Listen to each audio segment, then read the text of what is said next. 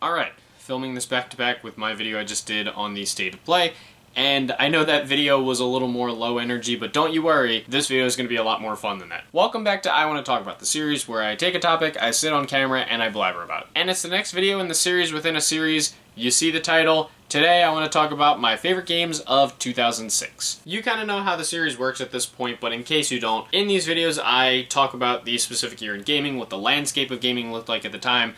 I get into some big games from the year that I didn't play because you can't play them all. I get into some games that just missed the cut of my two major lists. These would be games that would probably get like a 7 out of 10 on my 0 to 10 rating scale. Then I talk about the cream before the crop, which were the games that I would have given like an 8 or 9 out of 10 to, and then I get into my proper best list, my 10 out of 10 games that I really enjoyed. So let's get into the proper intro as we talk about 2006, because there's going to be a lot to talk about as far as introducing the year in gaming.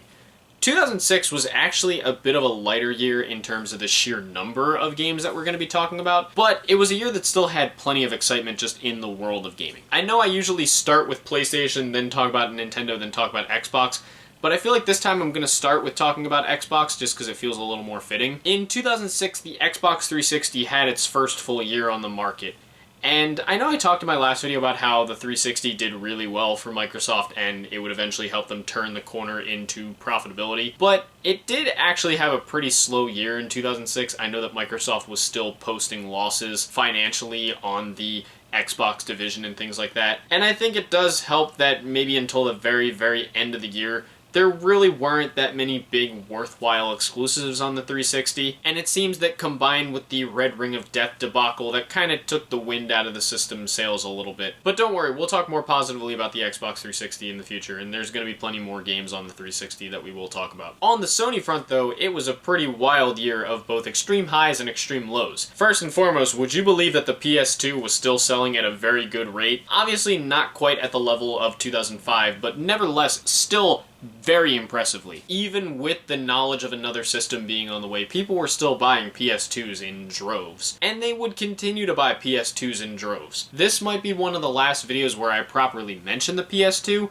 but just know that this thing continued to sell for years after the next system came out. I believe I was reading that in like the 2010 or 11 fiscal year, there were still about 5-6 million PS2s being sold, which is pretty crazy to think about for a 20-year-old console at that time. Again, this thing was gigantic. And it also helped that the PSP continued its wave of hype and sold pretty well for Sony, so much so that for the first time in many years, they were actually able to turn a profit. Now, I don't know if that just meant the gaming side of Sony or Sony as a whole, but either way, this thing really helped them push into profitability, which was nice. Though I should say, don't expect me to talk about many more PSP games in this series, as while I had a PSP growing up, I played very few games on it. There will be maybe 1 or 2 that I mentioned, but otherwise, don't expect a crap ton. But the biggest thing to happen on the Sony front, perhaps, in 2006 was the release of the PlayStation 3. A year after Xbox, Sony made its step into the next generation, and coming off of the rousing successes of the PS1 and the PS2,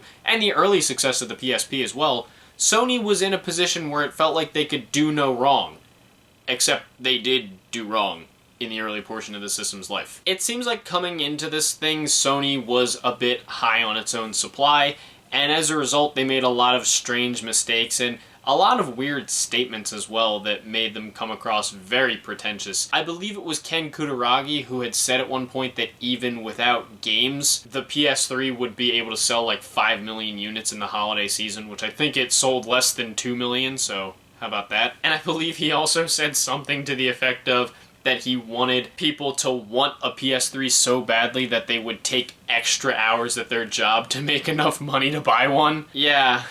Really weird. And the system itself even felt like it was maybe a tiny bit pretentious to some extent because it was using a custom processor that, while making the system the most powerful one on the market, also made it a pain in the ass to develop for. They basically wanted the PS3 to be the video game console equivalent of a supercomputer, but again, it was really hard for most developers to get a handle on it, so a lot of third-party games that came to PS3 would play way worse on PS3.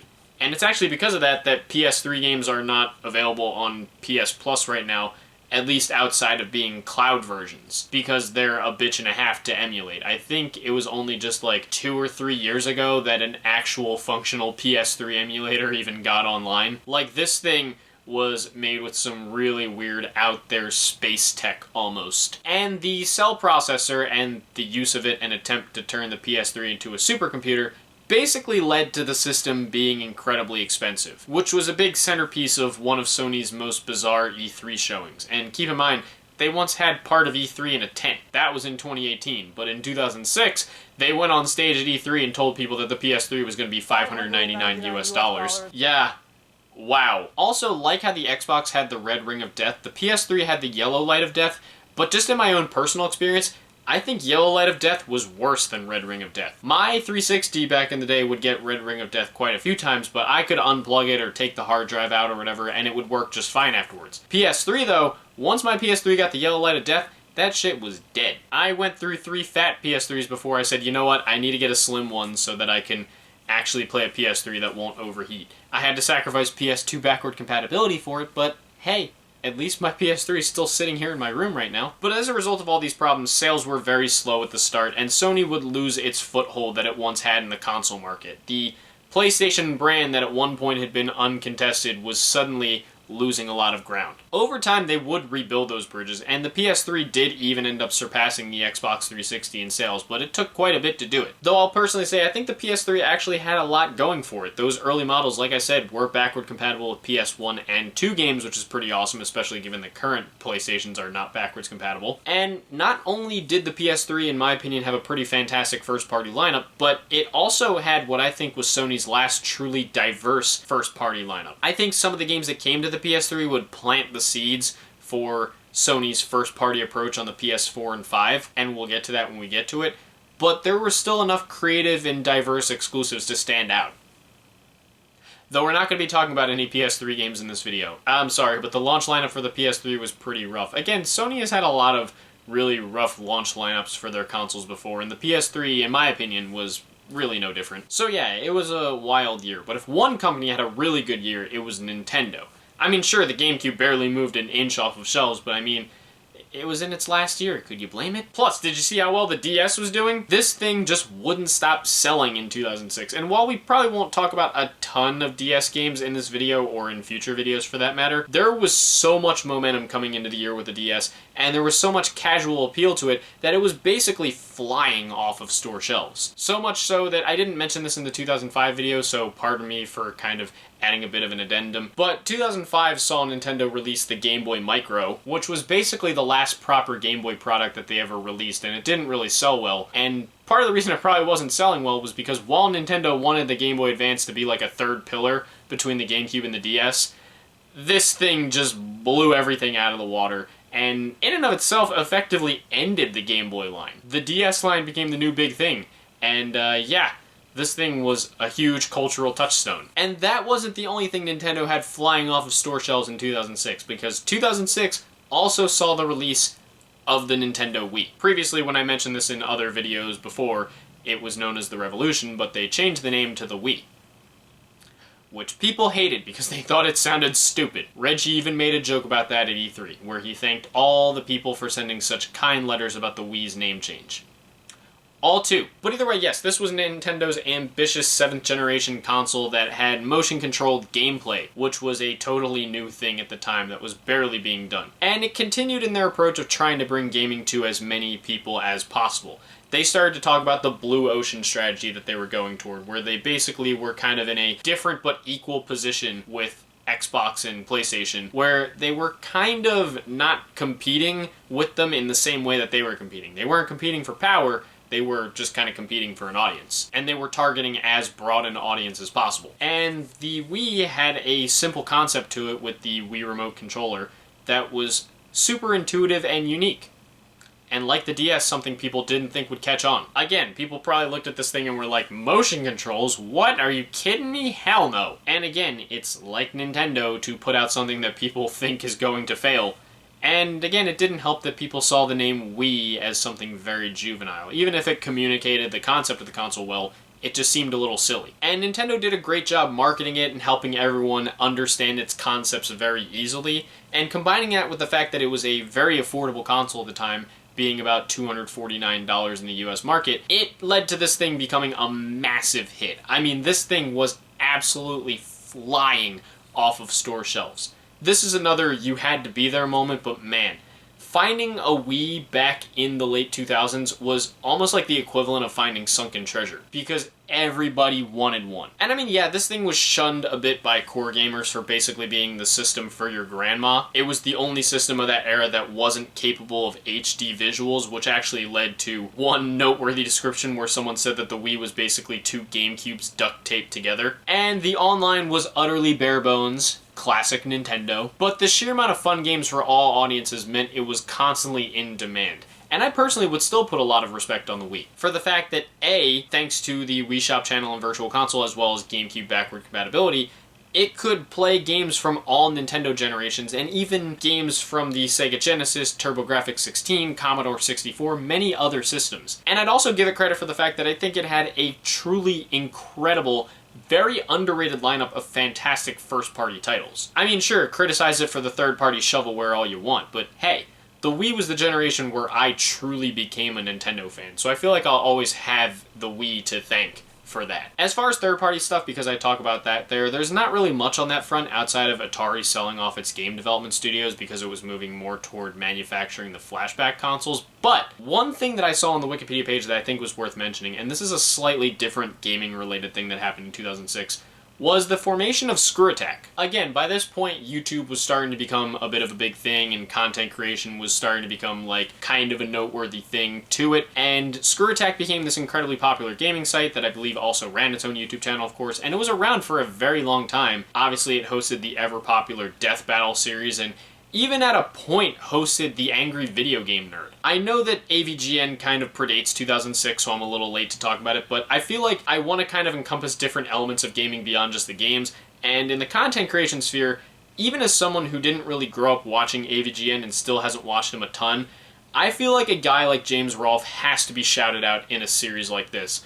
Largely because without him, a lot of us who enjoy making YouTube content on gaming might not even exist. That whole style of YouTubers you see where they're kind of just standing in front of their shelves of games, talking about games, being sarcastic, potentially freaking out if the games are really bad, that was pretty much AVGN in a nutshell. He pretty much laid the groundwork for many YouTubers to follow, and even as someone who didn't really watch him much, his style would go on to inspire gaming YouTubers that I really enjoy, like Some Call Me Johnny, and Cat Icarus, and Scott the Woz.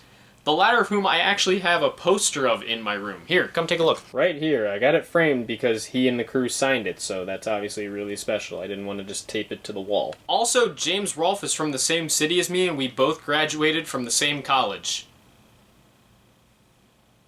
Don't know why I'm bringing that up, but I honestly thought it was pretty cool. Oh, and Some Call Me Johnny is from the same city as me, too.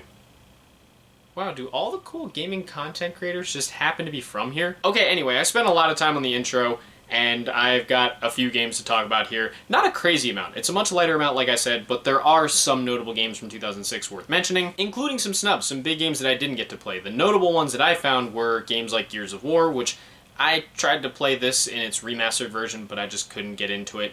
The Elder Scrolls Oblivion, which was a pretty big deal for the franchise, and Okami, which I know is really popular as well, but those latter two games I've never touched. As far as games I have played, there is one just missed the cut game worth mentioning, a game that I personally say is like a 7 out of 10, and it's a pretty significant game from 2006, and that's Wii Sports. This game was a huge landmark at its time because it was a pack-in for the Wii, and Nintendo pretty much picked the perfect game to kind of debut the Wii with, because sports, I mean, that's an easy way to sell motion controls. You want to play tennis?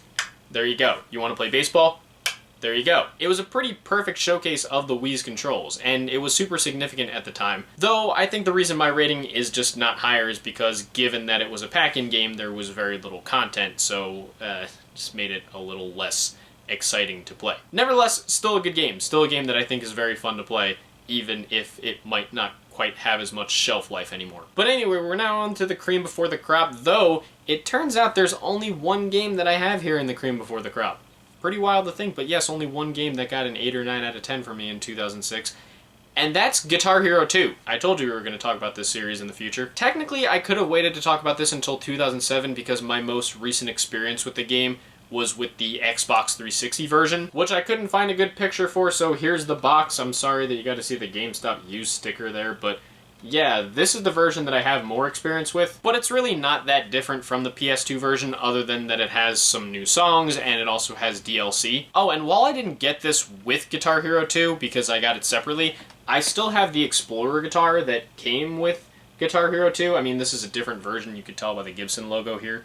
But yeah, this was my trusty dusty Guitar Hero guitar for a while. Honestly, as much as I hate that the start and select buttons are so tiny, I still love this design. But yes, this was the first Guitar Hero game that I ever played, and I played it at like some extended family's house, and I sucked at it and didn't really want to play it, but eventually I got super deep into Guitar Hero when some of the other games came out, and it led me back to Guitar Hero 2. And this is still one of the highest watermarks of the Guitar Hero series. Where the first game had its share of issues like the broken hammer-on and pull-off system, this one took a lot of those issues and polished them up in a big way to make things much better. Outside of the strum limit, but hey, that's a topic for another day. The gameplay was even more fun as a result. They added some great new features like the Pro Face-Off mode and a practice mode, thank God. And the set list was pretty awesome too. This was the point where I felt like a lot of people really fell in love with Guitar Hero, and it's still a great game. Though I still have never FC'd Jordan, at least not without Clone Hero modifiers. What? Don't look at me like that. I can't use my guitar because I have a Mac and the Mac's not compatible with it, so I'm stuck using the keyboard. Leave me alone. But yes, Guitar Hero 2, still an amazing game. So with only one cream before the crop game, does that mean we have multiple games in the best list? Well, yeah, we got 3. So let's jump into the proper best list, the games that I would personally give a 10 out of 10 to. Starting off at the number 3 spot, we have the one DS game that we're going to be talking about in this video, and again, unfortunately, maybe one of the last DS games I'll be bringing up. But that is New Super Mario Bros. It should be said that while the New Super Mario Bros. Sub-series was one that many people would be eventually put off by because of the sheer amount of them, the original New Super Mario Bros. Game was actually a huge deal when it came out in 2006. This was the first 2D Mario game in over a decade, and it was Mario's first step into the world of 2.5D platforming. And it could also be said that with this current wave of 2D and 2.5D platformers that constantly come out, this game was a major driving force in the revitalization of 2D platformers, because for a while it seemed like 3D platformers were just kind of the natural evolution and the necessary evolution, and that there was really no more room for 2D platformers. But this game came in on a wave and said, no, there's still room for them, and in my eyes, it's still the best entry in the series. Even with so many new follow-ups, this one still feels the most fresh and unique of the bunch. And I love how charming the visual design and music is here, the gameplay is incredibly smooth, and I love that they added things like triple jumping and ground pounding and wall jumping to give some of the 3D Mario flavor and improvements to the 2D experience. And I also adore some of the new power-ups. The giant mushroom was always one of my favorites when I was younger. This is still by far the peak of the New Super Mario Bros. Sub-series, and I think I could confidently say it's still my all-time favorite Nintendo DS game. Even with all the new games, I can highly recommend giving this one a shot. At number 2, this game might be a little polarizing because even though it's an amazing series, every game in this franchise is polarizing, but I gotta go with The Legend of Zelda Twilight Princess. Would you believe it if I told you this was the first Zelda game that I actually owned? Okay, that's actually a partial lie, because I owned Link's Awakening DX on the Game Boy Color when I was a kid, but this was the first console Zelda game that I had owned. While I grew up with Mario, I wasn't really the biggest Zelda fan when I was a kid. My only real memories with it were watching my cousin play a lot of Ocarina of Time. But this was a Christmas present that I had gotten along with my Wii, and while I wouldn't end up properly beating the game until the Wii U re-release came along, I still have a lot of fond memories with the Wii version. Maybe it's because I was an easily pleasable kid, but I loved the motion controls. Swinging the sword around with the Wiimote always felt so satisfying for some reason. And as a kid who never beat my games but loved exploring the overworlds, there were so many fun, quieter moments just exploring the Ordon Village and Kakariko Village that I still really fondly remember. And for some reason I really liked fishing. I can't fish worth shit, but I still love video game fishing. And even after beating the game, it's become one of my favorite Zelda titles. I love the darker tone of the game. I think the gameplay feels smooth and exciting. I genuinely really love playing as Wolf Link. And I think the visual design and the music is awesome. I know some people don't really love the visuals because of how, for lack of a better word, brown they are, but I personally really like them, and I think that the HD re-release touched them up in a very good way. It was also nice of the HD version to add a map. Thank you very much. Oh, and this cover art is awesome. One of my favorite video game covers. I'd love to get a framed poster of it one day. Even though there are other Zelda games that are better than this is the Zelda game that I think I have the most memories with, and it's still by far one of my favorites in the series. But there's still one game that tops it all in 2006, and maybe this won't be too big a surprise to you, but it's still a game that I love. My favorite game of 2006 is Kingdom Hearts 2. I would like to point out that I did not necessarily plan out wearing my Kingdom Hearts shirt again for this video. I just have very few short sleeve shirts that I could wear during the summer without getting profusely hot. Chalk this up to convenient timing. Or if you want to believe that I planned it, go ahead. I mean, I am known to plan my shirts for these kind of occasions, so if you want to believe it, go ahead. It's not that big a deal. But yes, while I may have a bit more of an affinity to Kingdom Hearts 1 just because of nostalgic memories and because I've played it so many times, I can acknowledge that Kingdom Hearts 2 is the better game. It's still my favorite game in the series, and it's, yeah, pretty much the peak of Kingdom Hearts. I once saw a YouTube video that was one of those what your favorite Kingdom Hearts game says about you kind of things, and when KH2 popped up, it said, you play Kingdom Hearts for the gameplay. And that couldn't be a truer assessment of me. The story of the series makes me feel high, and I don't even smoke. It's just that wild and insane to follow, no matter how many people tell me that they can explain it without a whiteboard or graph paper. But the gameplay of the series is so awesome, and I think KH2 took what was already fun about the first game and smoothed it out to an unbelievable degree. The combat is even deeper and much more satisfying, the platforming is much less wonky, and the gummy ship is so much better this time. The gummy ship missions were way better. Not that they were terrible in the first game, but this time they feel so much more expanded on. I also love the new drive forms, and I thought they were an even greater addition to the combat, and a lot of the new Disney worlds were utterly incredible, especially Timeless River. God, Timeless River is so awesome. I love that they actually gave Sora his Timeless River outfit when he appeared in Super Smash Bros. Oh, and I just want to say that Sanctuary is another one of my all-time favorite video game songs. I know that Simple and Clean is a big icon of the series, as is Dearly Beloved, but Sanctuary? God, that song had a chokehold on me even before I first played Kingdom Hearts 2. Again, Kingdom Hearts 2 is an absolute blast, and even if I've gone back to KH1 just a little bit more, this is still, to me, the peak entry in the series. There have been plenty of Kingdom Hearts games since this, many of which I've enjoyed, but none as much as KH2. If you haven't played the Kingdom Hearts games, definitely give this one a shot. I know that the series either just recently came to Steam or is coming to Steam, and if you haven't gotten to play them and you have Steam, go ahead and give them a look. So yeah, that's 2006 as a year in gaming. Again, a kind of slow one as far as the number of games, but still some really exciting stuff to talk about. And don't worry, 2007 is going to be absolutely packed.